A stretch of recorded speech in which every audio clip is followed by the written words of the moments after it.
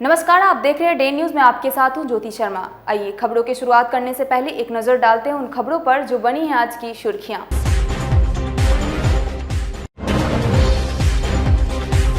धूमधाम से मनाई जा रही है कुर्बानी की त्योहार ईद उल अजहा। कोरोना गाइडलाइंस का पालन करते हुए अदा की गई बकरीद की नमाज।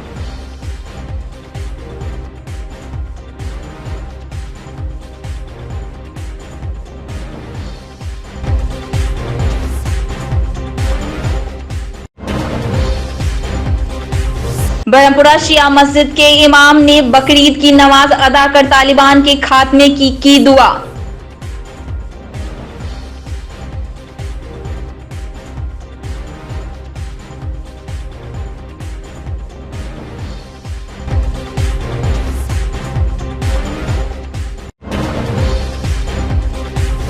और मुजफ्फरपुर दरभंगा NH57 पर खड़ी ट्रक में लगी आग, 3 लोग घायल।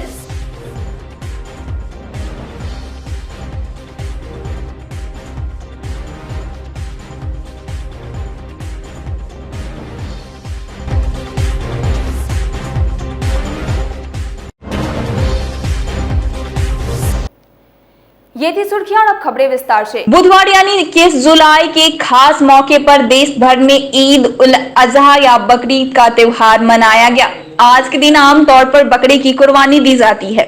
आज देश भर में ईद उल अजहा या बकरीद का त्योहार मनाया जा रहा है। इसको लेकर बीते कई दिनों से तैयारियां जोरों पर थी।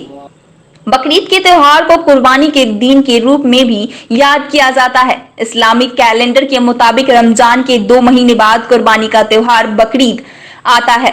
जिले में बुधवार को ईद उल अजहा यानी बकरीद का त्योहार हर्षोल्लास के साथ मनाया गया। मुस्लिम समाज के लोगों ने सुबह में अपने अपने घरों में कोरोना महामारी के खात्मे और मुल्क में अमन चैन की दुआएं मांगी। अधिकांश लोगों ने कोरोना संक्रमण के कारण अपने अपने घरों में ही नमाज पढ़ना मुनासिब समझा। नमाज के बाद एक दूसरे को बकरीद की बधाई दी गई। फिर कुर्बानी और खाने खिलाने की दौड़ शुरू हुए। वहीं शहर के विभिन्न चौक चौराहे एवं संवेदनशील स्थानों पर सुरक्षा और व्यवस्था बनाने के लिए दंडाधिकारी व पुलिस बल तैनात रहा। मुस्लिम धर्मगुरुओं ने लोगों से शांतिपूर्ण तरीके से पर्व मनाने की अपील की। बकरीद की बहुत सारी मुबारकबाद। बिस्मिल्लाहिर्रहमानिर्रहीम। देखिए, बकरीद ईद अजहा भी इसे कहते हैं। ये बकरीद क्यों मनाई जाती है? आज से हज़ारों साल पहले, हज़रत ईसा अलैहिस्सलाम से भी पहले, हज़रत इब्राहीम नबी खुदा, ये हज़रत इब्राहीम वो हैं जिनका ईसाई हज़रात, यहूदी हज़रात, मुसलमान हज़रात, तीनों दुनिया के ये बड़े धर्म हैं, ईसाई हज़रात काफ़ी तादाद है, ये सब एहतराम करते हैं। हज़रत इब्राहीम ने 3 रोज़ मुसलसल ये ख्वाब देखा कि कोई कह रहा है कि अपने बेटे को अल्लाह की राह में कुर्बान करो। तो देखिए, नबी का ख्वाब सच्चा होता है। इन्होंने तीसरे रोज़, तीनों रोज़ अपने बेटे हज़रत इस्माइल से ये ख्वाब बयान किया कि हम ऐसा ऐसा ख्वाब देख रहे हैं। पहली बात तो ये सुनिए कि हज़रत इब्राहीम को कोई औलाद नहीं थी। खुदावंद आलम ने बहुत दुआओं के बाद हज़रत इस्माइल जैसी औलाद नसीब की। फिर हज़रत इस्माइल 13-14 साल के हो गए तो हज़रत इब्राहीम ने यह ख्वाब देखा। एक सवाल ये है कि ऐसा ख्वाब, बेटे के गले पे छुरी फेरना, ये आसान काम नहीं है। उसके लिए बहुत सख्त दिल चाहिए। तो क्या अल्लाह ऐसा सख्त दिल बनाता है? इतना खतरनाक ख्वाब क्यों देखा है?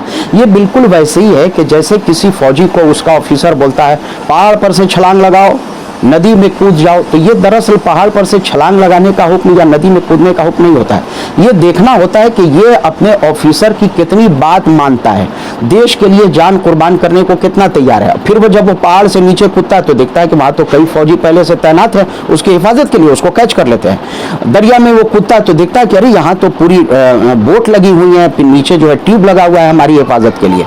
तो उसको सराहा जाता है, फौजी कहता है शाबाश तुमने किया। तो यही हज़रत इब्राहीम को जो ख्वाब दिखाया था खुदावंद आलम ने, खुदा ये देखना चाहता था कि ये हमारे हुक्म पर अपनी तमन्ना, अपनी ख्वाहिश, औलाद की मोहब्बत कुर्बान करने को कितना तैयार है। खैर, हज़रत इब्राहीम मकाम मिना में हज़रत इस्माइल को लेकर के गए।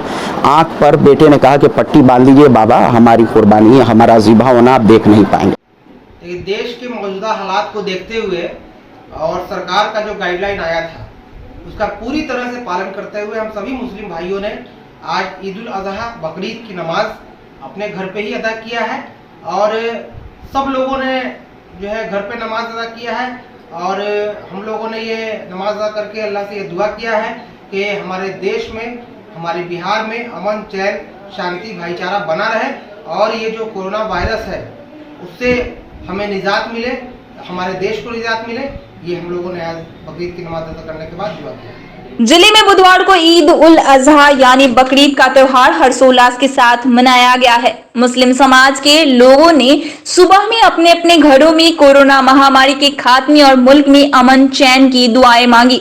ब्रह्मपुरा स्थित शिया मस्जिद के इमाम और शिया धर्मगुरु सैयद वकार अहमद रिजवी ने नमाज के बाद अफगानिस्तान में हर धर्म के लोगों की सुरक्षा और तालिबान के खात्मे की दुआएं मांगी। उन्होंने कहा कि अफगानिस्तान में तालिबान का वापस आना इस बार की सबसे बड़ी समस्या है। इस्लामिक संगठन के नाम पर बने यह सभी संगठन ने इस्लाम को बदनाम कर रहे हैं। आज ईद उल अजहा के अवसर पर उन्होंने इन इस्लामिक संगठनों के खात्मे की दुआएं अल्लाह से मांगी। देखिए, पिछली बार से इस बार की बकरीद कोरोना के मामले में तो एक ही है, मगर ये है कि इस बार जो है कुछ समस्याओं में, देश की समस्याओं में इजाफा हुआ है, जिसके लिए हम लोगों ने दुआ की है। कोरोना के मामले में गाइडलाइन भी वही है। पिछली बार भी लोगों ने घरों में नमाज अदा की थी, इस बार भी हम लोगों ने घरों में नमाज अदा की। लेकिन इस बार जो एक समस्या है वो ये है अफ़गानिस्तान में तालिबान का वापस आना। 20 साल अमेरिका वहाँ रहा, लेकिन फिर वहीं छोड़ गया जहाँ के अफ़गानिस्तान था। और तालिबानी दरिंदे वो इस्लाम के नाम पर इंसानियत को रुस्वा कर रहे थे। उनके अंदर इस्लाम तो दूर, इंसानियत भी पाई नहीं जाती है। और इन लोगों का सिर्फ एक मकसद है कि जो इनसे एग्री हो वो मोमिन है, वो मुसलमान है, और जो इनसे एग्री ना हो उसे ये इंसान भी नहीं समझते हैं। तो वो वापस आ गए हैं कि जो पूरी दुनिया में समस्याएं बढ़ाएंगे। तो आज की नमाज में हम लोगों ने ये भी दुआ की कि खुदावंद आलम अफ़गानिस्तान के हर धर्म के लोगों की रक्षा करे, उनकी हिफाजत करे। और ये तालिबान, अलकायदा और दाइश, ये सब नाम अलग अलग है, काम इनका एक ही है, दहशत फैलाना, तबाही फैलाना, इंसानियत की ये दुश्मन है। तो हम लोगों ने ये दुआ की खुदावंद आलम जल्द अज जल्द इन जैसे दरिंदों से हमें नजात और छुटकारा नसीब करे। लगता नहीं है कि ISIS जैसा संस्था या तालिबान इस्लाम को बदनाम कर रहे हैं? जी, ये तो देखिए, इस्लाम को ही बदनाम नहीं करे, इंसानियत को बदनाम कर रहे हैं। अगर आप इनकी करतूतें देखें तो वो कोई इंसान उसे देख नहीं सकता है। तो ये इस्लाम को बदनाम करने की साजिश, जाहिर है कि कोई इस्लाम का दुश्मन ही कर सकता है। तो कभी कभी आप देखते होंगे कि जैसे लुटेरे पुलिस के ड्रेस में आ जाते हैं और लूट लेते हैं, तो वैसे ही ये इस्लाम दुश्मन है कि जो इस्लामी ड्रेस में आ गए हैं, कुर्ता पजामा टोपी लगा करके, ताकि इन्हें लोग बहुत अच्छा समझे और बाद में ये अपने काम में कामयाब हो जाए और लोगों को लूट ले, तबाह बर्बाद कर दे। बुधवार को गायघाट थाना के समीप मुजफ्फरपुर दरभंगा NH 57 पर एक खड़ी ट्रक में अचानक भीषण आग लग गई।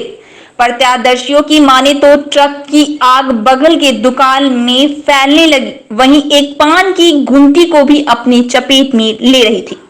लेकिन तब तक फायर ब्रिगेड की टीम और स्थानीय लोगों की मदद से आग पर काबू पा लिया गया। हालांकि घटना में कितने की क्षति हुई है इसका आकलन अभी लगाया जाना बाकी है। वहीं इस भीषण आग लगी में 3 लोग जख्मी हो गए हैं, जिसको आनन फानन में अस्पताल भेज दिया गया। जानकारी के अनुसार ट्रक में कुछ सामग्री भी लोड था। पुलिस आग कैसे लगी इसकी जांच और आगे की कार्रवाई में जुट गई है। आग लगने की घटना को लेकर थाना अध्यक्ष नरेंद्र कुमार ने बताया कि आग पर काबू पा लिया गया है। 3 लोग जख्मी हैं, जिनको अस्पताल में भर्ती कराया गया है। वहीं आग लगने के कारणों का अब तक कोई पता नहीं चल पाया है। दूसरी लहर खत्म होने के बाद अब कोरोना वायरस महामारी की तीसरी लहर की आशंका जताई जा रही है। माना जा रहा है कि वायरस के नए वेरिएंट डेल्टा प्लस बेहद खतरनाक साबित हो सकता है। हालांकि वैक्सीनेशन के दोनों डोज लेने के बाद इसे खतरे को बहुत हद तक टाला जा सकता है। पर मुजफ्फरपुर जिले में लोग भूल गए हैं कि कोरोना वायरस का कहर खत्म नहीं हुआ है। बाजार में लोग अभी भी बगैर मास्क पहने हुए घूम रहे हैं और सोशल डिस्टेंसिंग का पालन तो पहले भी नहीं होता था, तो अब क्या होगा। मास्क बेच रहे दुकानदारों का कहना है कि मास्क की बिक्री अब नहीं हो रही है। वहीं बालाजी परिवार द्वारा लोगों से कोरोना गाइडलाइंस का पालन करने की अपील भी की जा रही है। पहले की कितने बिक्री हो जाती थी, अभी कितना हो रहा है? आराम से हो जाता था, 1000 से अभी नहीं होता। मतलब लोग बहुत कम ले रहे हैं। तो क्या सलाह रहेगी आपकी? आज हम अपने शहरवासियों से, देशवासियों से ये अनुरोध करते हैं कि जिस तरीके से हम लोग अप्रैल मई का जो समय बिताए, कोई ऐसा परिवार नहीं है, कोई ऐसा घर नहीं है कि जिसके परिवार के अपने प्रियों को खोए हैं। तो जो आज व्यवस्था बाज़ार में देखने को मिलता है कि भीड़ का मतलब जो है, लोग मास्क का प्रयोग बंद कर दिए हैं, दूरी, सामाजिक दूरी से मतलब जो है दूरी बनाए हुए हैं। इस पर अगर ध्यान नहीं देंगे तो आने वाला समय जो तीसरी लहर का हल्ला है, जो है ये है, फिर हम लोगों को एक बार भयावहता का मतलब जो है सामना करना पड़ेगा। इसलिए हम सभी लोगों से करजोर प्रार्थना करके अनुरोध करते हैं कि कम से कम मास्क का अधिक से अधिक उपयोग करें, टीका लें और सामाजिक दूरी का निश्चय पालन करें। जिले में बाढ़ पीड़ितों के खाने के लिए सामुदायिक किचन की व्यवस्था तो कर दी गई है, जहां 2 वक्त का भोजन दिया जाता है, जिसमें प्रावधान है कि जो कितना सुरक्षित और कितना साफ सुथरा कर रखा जाता है, यह तस्वीर से बयां हो रही है। आपको बता दें कि बिहार में बाढ़ के बाद ऊंचे स्थानों पर शरण लिए हुए बाढ़ पीड़ित और प्रभावित लोग के लिए राज्य सरकार की आपदा प्रबंधन के द्वारा सामुदायिक किचन के माध्यम से 2 समय का भोजन उपलब्ध कराए जाने का निर्देश है, जिसमें साफ सफाई और गुणवत्ता का पूरा ध्यान रखा जाना अनिवार्य है। अब वहीं उसके बावजूद मुजफ्फरपुर जिला मुख्यालय से महज 1 किलोमीटर की दूरी पर यह नगर निगम वार्ड 14 के सिकंदरपुर बांध रोड की स्थित सामुदायिक किचन का तस्वीर है। देखकर दंग रह जाएंगे, जहां गंदगी तो दूर की बात है, सब्जियों और अन्य सामग्रियों को किस तरह से खराब होने के लिए छोड़ दिया जाता है। यह तस्वीर है अपने आप में सरकार के उस दावे की पोल खोलती है, जिसमें साफ सफाई सहित कई निर्देश विभाग को दिए गए हैं। मुजफ्फरपुर नगर निगम की वार्ड नंबर 14 का सिकंदरपुर बांध रोड स्थित यह सामुदायिक किचन अपने आप में सवाल के घेरे में है, जहां आज बाढ़ पीड़ितों ने अपने लिए बनाए जा रहे इस भोजन पर ही सवाल खड़े कर दिए और कहा, गुणवत्ता तो बहुत दूर की बात है, साफ सफाई का आलम ऐसा है मानो इसको कोरोना के काल में हम दूसरी बीमारी को सीधा आमंत्रित कर रहे हैं। यही नहीं, स्थानीय लोगों ने बताया कि सामुदायिक किचन को साफ सुथरे जगह पर रखे जाने और व्यवस्था किए जाने का ही प्रावधान है, लेकिन यहाँ पर उन तमाम निर्देश और प्रावधानों को ताक पर रख दिया गया है और गंदगी के बीच बीमारी का यह भोजन परोसा जा रहा है। इसको लेकर स्थानीय लोगों में भी खासी नाराजगी है। वहीं पूरे मामले में जिला प्रशासन का पक्ष को रखते हुए जिला के सूचना जनसंपर्क विभाग के अधिकारी कमल सिंह ने कहा कि जिला प्रशासन इसकी जानकारी ले रहा है और इस प्रकार के मामले को गंभीर बता जांच कर कार्रवाई के लिए अनुशंसा किए जाने का आदेश भी दी गई है। जो स्थल चयन हुआ है उस स्थल चयन में गड़बड़ी है। यहाँ नीचा जगह है तो इस पर कहीं ना कहीं एक सही जगह जहाँ ऊंचास होता है वहीं पर कम्युनिटी किचन पहले चला करता था। कहीं ना कहीं जब यह जगह का सिलेक्शन का बात आया तो उसमें गड़बड़ी हुई है। गंदगी बहुत ज़्यादा है। बाढ़ के महामारी में हर एक आदमी, अभी कोरोना का समय है, गरीब लोग यहाँ पर खाते हैं, जिनके बीच में साफ सफाई की जागरूकता बहुत उन लोगों के बीच में नहीं है। और सरकार भी जिस तरीके से व्यवस्था यहाँ पर करा कर रखी है, सारी व्यवस्था होने के बावजूद पानी के कारण जितनी गंदगी यहाँ फैली है तो महामारी फैलने की भी आशंका है। और खाना भी कल से नहीं बना है, इन सब बातों को प्रशासन को ध्यान में देखते हुए अविलंब जगह बदलवा कर और तुरंत कहीं ना कहीं ऊंचे जगह पर इसको शिफ्ट करा के कम्युनिटी किचन को फिर से चालू करने की व्यवस्था की जाए।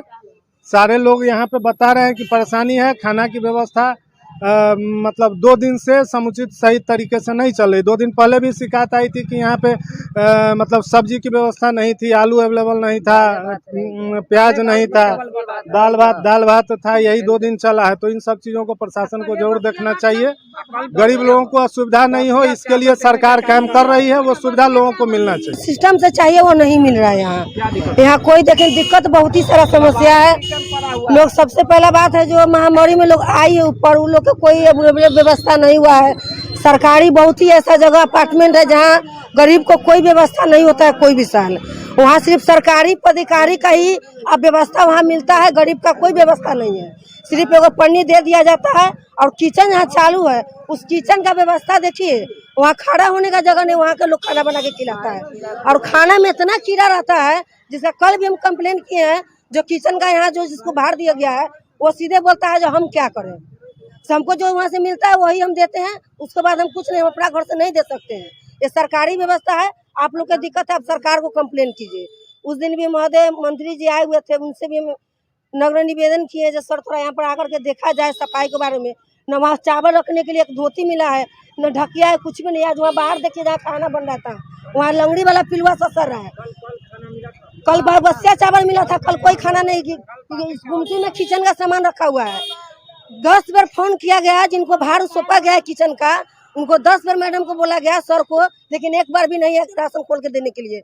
गरम बसिया चावल को गरम करके लोग के बांटा है, लास्ट में चावल गुमस गया तो ला करके महिला लोग फेंकी है यहाँ पर चावल। जो भी बात सामने आई है उसके मद्देनज़र संबंधित पदाधिकारियों को निर्देशित किया जा रहा है। यदि भोजन की गुणवत्ता में कमी पाई जाती है तो संबंधित पर जिम्मेदारी तय की जाएगी और उन पर कड़ी कार्रवाई की जाएगी। जिलाधिकारी ने भोजन समय पर उपलब्ध हो और उसकी गुणवत्ता में कमी न हो, इस बाबत जिलाधिकारी द्वारा पूर्व में भी निर्देश दिया गया था। इसको हम लोग फिर दिखवाते हैं।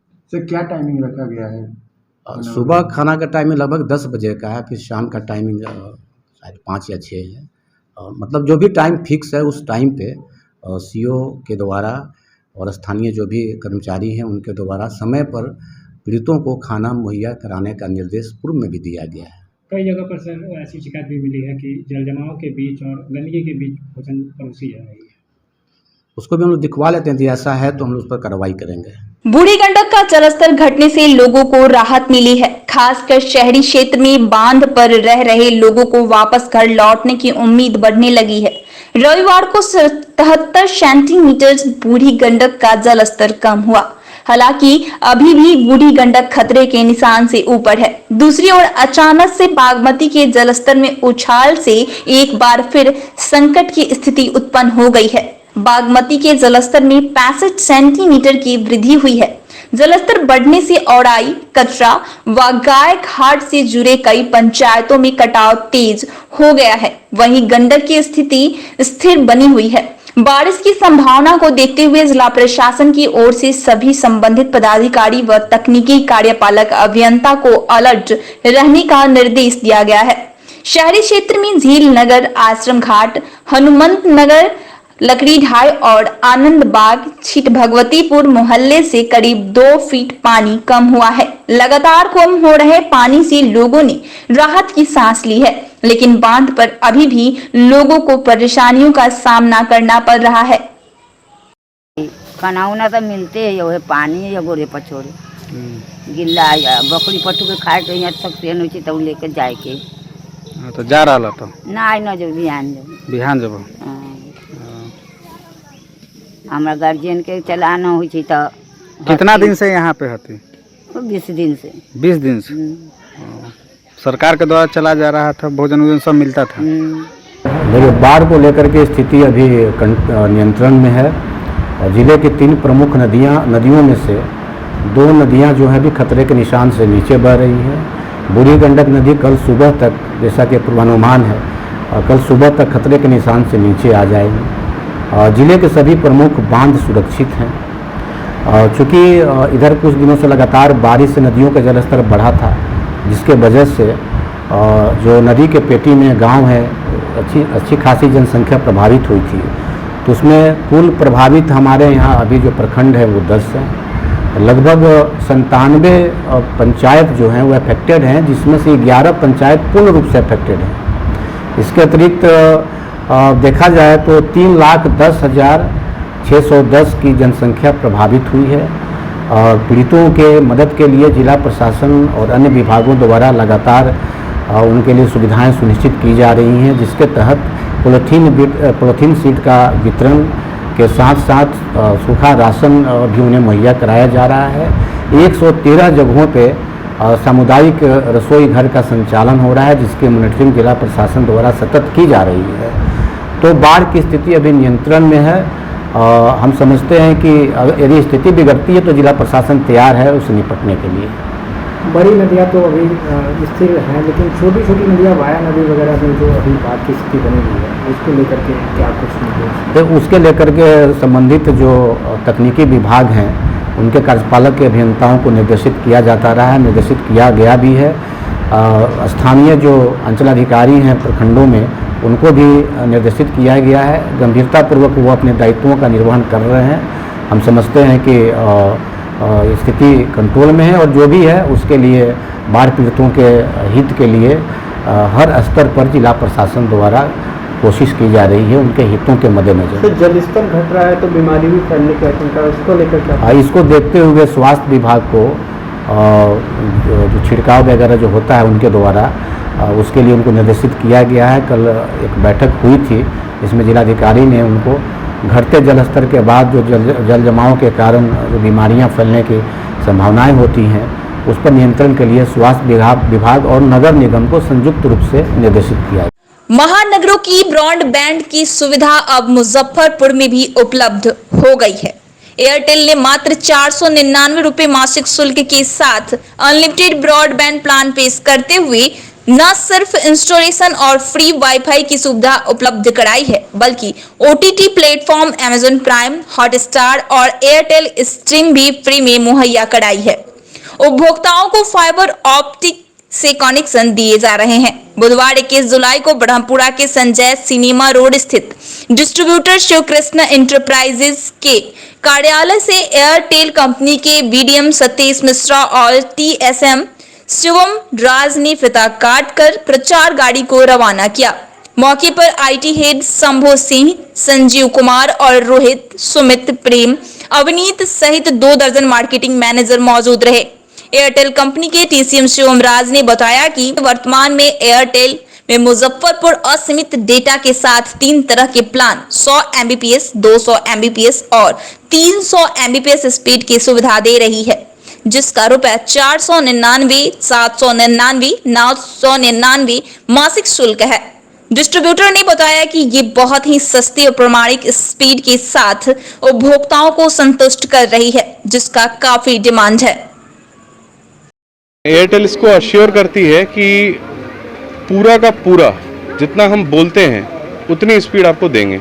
अगर आप 100 MBPS का प्लान लेते हैं तो 100 अपलोड 100 डाउनलोड ये आपको देंगे, प्लस सर्विस देंगे। अपना सर्विस लेवल जो है लोकली काफ़ी स्ट्रॉन्ग किया है और हमारे पास अपनी टेक्निकल टीम भी है जो उनके बंदों को और LCOs को सपोर्ट करती है, प्लस एक सेल्स टीम भी है पूरी हमारे पास। 18-20 लड़के रहते हैं, हर एक एरिया में जाते हैं, घूमते हैं, डोर नॉक करते हैं, वहाँ अपना पैम्पलेट देते हैं और स्पीड के बारे में, लोगों को ब्रॉडबैंड के यूजेस के बारे में ये सब चीज़ें समझाई जाती हैं। तो मुझे ऐसा लगता है कि मुजफ्फरपुर अब सच में जो ब्रॉडबैंड कहते हैं जिसको, वो यूज़ करने के लिए एबल हो गया है। पुरानी बाजार स्थित एक निजी विवाह भवन में बालाजी परिवार की ओर से विशाल मेगा वैक्सीनेशन कैंप का आयोजन किया गया। इसमें करीब 300 लोगों को टीका लगाया गया। मौके पर अध्यक्ष अमरेंद्र कुमार अमर ने बालाजी परिवार की ओर से किए जा रहे वैक्सीनेशन कार्यक्रम को और जोर शोर से चलाने का आश्वासन दिया। मेगा वैक्सीनेशन का सफलता प्राप्त करने में बालाजी परिवार अपना संपूर्ण योगदान देने के लिए तैयार है। कोषा अध्यक्ष मनोज कुमार, मीडिया प्रभारी अभिषेक कुमार आर्य, संकेत सम्राट, अशोक तिवारी, सोनू मेहता, राजीव झा की सराहनीय भूमिका रही। अभी बिहार सरकार का वैक्सीन कार्यक्रम जो नीतीश कुमार का 6 करोड़ वैक्सीन कार्यक्रम का आयोजन किया जा रहा है, उसी में सहयोग के लिए बालाजी परिवार किसी भी सरकारी योजना को जन जन तक पहुँचाने के लिए हमेशा प्रयासरत और एक्टिव रहती है। उसी के दरमियान आज बालाजी परिवार 7वां कैंप का आयोजन विद्या विवाह भवन में आयोजन किया गया है, जिसमें अभी तक लगभग 200 आदमी तक वो वैक्सीन पड़ चुका है और आगे भी वैक्सीन के लिए बोला जा रहा है। उसको प्रभारी श्री शंभू जी को कहा गया है कि और भी वैक्सीन देने के लिए, और हम चाहेंगे कि बालाजी परिवार को कम से कम अधिक से अधिक वैक्सीनेशन का कार्यक्रम दिया जाए, जिसमें हम लोग अधिक से अधिक जनता बीच में जाकर उनका सेवा कर सकें। शहरवासियों को क्या संदेश देना चाहेंगे? शहरवासियों से यही अनुरोध है कि अधिक से अधिक वैक्सीन के प्रति जागरूक हो, वैक्सीन लें, अपने अगल बगल परिवार को वैक्सीन दिला लें। कोरोना के लिए सबसे कारगर उपाय यही है। सभी शहर के मिठनपुरा और बेला में जल जमाव से लोगों की मुसीबत बढ़ती जा रही है। फिलहाल पानी निकासी का रास्ता बंद है। बेला रोड के मुहाने पर कलवर्ट और इससे आगे नारायणपुर अनंत रोड में ड्रेनेज के अधूरे निर्माण के कारण पानी निकलने का रास्ता नहीं है। निर्माण के दौरान जगह जगह नाला को मिट्टी डालकर बंद किया गया है, जिसमें कुंज बिहाड़ी गली के निवासी काले पानी से घिरे हुए हैं। घुटना भर पानी झेलकर लोग मोहल्ले से आते जाते हैं। स्थानीय स्तर पर भी लोग तत्काल नाला खोल पानी निकासी की मांग करने में लगे हैं। मिठनपुरा निवासी आशीष कुमार आनंद कुमार ने बताया कि फिलहाल किसी तरह निर्माणाधीन नालों को खोलकर पानी निकासी जरूरी है। यही नरक की स्थिति बनी रही तो गंदगी से इलाके में महामारी फैल जाएगी। फिलहाल नगर निगम प्रशासन की ओर से पानी निकासी के लिए कोई ठोस पहल नहीं की गई है। और देख नहीं रहे कि पानी कितना लगा हुआ है। हम तो ये पर्व है तो आए हैं लड़की से मिलने के लिए, लेकिन पानी देखकर हम वापस जा रहे हैं। क्या करें, यहाँ पूरा मोहल्ला डूबा हुआ है। अब पूरा एकदम किसी में आदमी जा रहा है आ रहा है, इसमें तो बीमारी फैल जाएगा। कौन सा मोहल्ला है? ये आपका मिठनपुरा है, मिठनपुरा चौक, मुजफ्फरपुर मिठनपुरा चौक है। और वापस जा रहे हैं, क्या करें। अब देखिए गाड़ी भी जा रहा है कि पूरा एकदम हिल के जा रहा है, पूरा डूब के जा रहा है। थोड़ा सा भी बारिश होती है तो गली में पानी लग जाता है, आने जाने में परेशानी होता है। और जो भी ठेला वाले रहते हैं, सब्जी वाले रहते हैं, वो आने जाने में उधर जाते हैं, गिर जाते हैं। पानी काला हो गया है। पानी काला नहीं होगा, पानी कितने दिनों से लगा हुआ है? ही नहीं है, तो जिसको पानी जम जाता है तो काला होगा ही। बीमारी का भी डर होगा इससे। हाँ, तो मच्छर बैठेगा, गंदगी फैलेगा, तो बीमारी का जो समस्या उत्पन्न होगा ही। नाला बना हुआ है, निकासी नहीं है कि पानी नहीं निकल पा रहा। ये तो नाली बनाने के लिए जो है पैसा लेता है, जैसे तो नाली बना के जो निकल जाता है, लेकिन नाली जो है रोड के ऊपर बना दिया, स्लैब ढाल दिया नाली पे, लेकिन पानी जो पास नहीं हो रहा है। कितने दिन से परेशान है? ये तो करीब 3-4 साल से। आज की खबरों में इतना ही। फिर मिलेंगे कुछ नई खबरों के साथ। तब तक के लिए हमारी डे न्यूज़ टीम को दीजिए इजाजत। नमस्कार।